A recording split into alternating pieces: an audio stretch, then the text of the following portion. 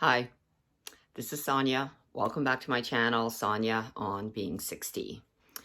Today we'll conclude my little series on running myths, and I have 3 more myths to bust today.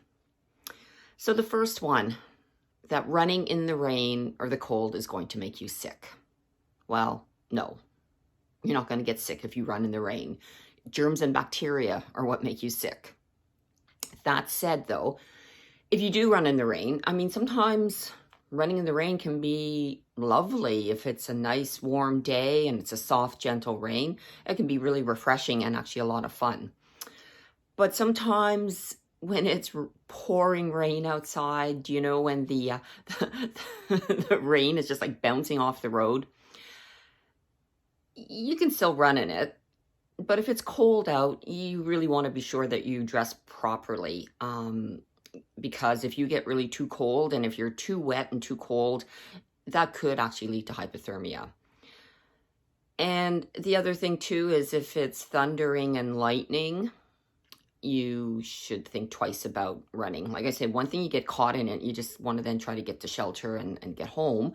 But starting out, if it's thundering, lightning, especially the lightning, it's usually, it is a good idea to not venture out.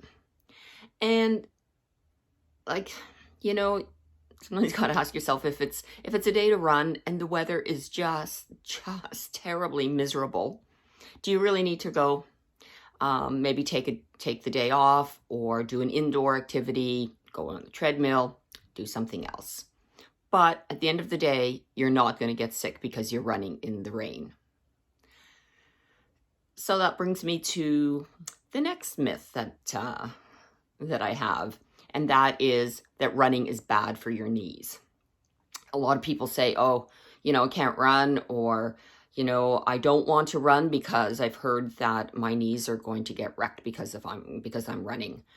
Now, granted, there are folks out there who do have issues with their knees and they simply cannot run. Like the ligaments might be torn, or they've had some surgeries.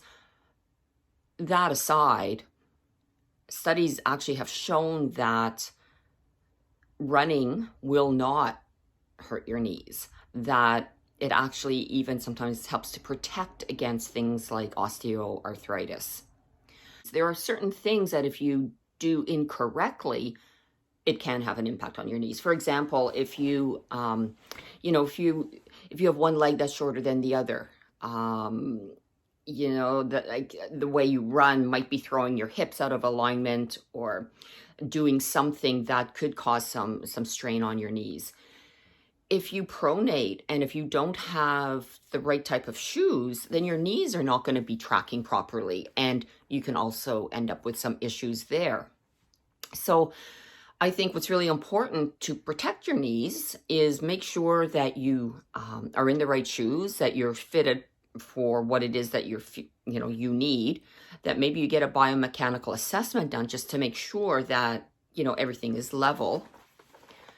There's also stretching exercises that you can do that are going to strengthen the hips, the glutes, and strengthen, all the muscles kind of that wrap around your knee. You want to keep your patellar nice and aligned. And, these are things that can be done through some strengthening and stretching. The third myth to talk about, and the last one for my series, is that you need to stretch before you run. And there's a lot of controversy about that. There's so many, I think there's 2 kind of camps out there. People say that you ought to stretch before you run, and others say no. If you're going to stretch, you wait until after you run. Wait until your muscles are all nice and warm, because you don't want to be stretching a cold muscle and have it end up being injured. What is important, and I'm in the camp where I never stretch before I run. I stretch after my run, or if something's feeling a bit tight, I'll maybe stop and stretch it during my run.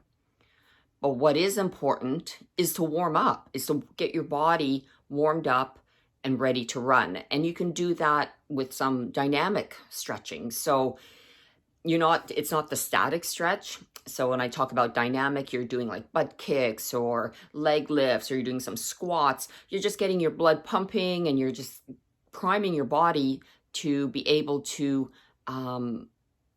get into the run, that you're not just kind of going from a stop to a run right away. And sometimes too, it's just walking or taking some walking lunges, that kind of thing.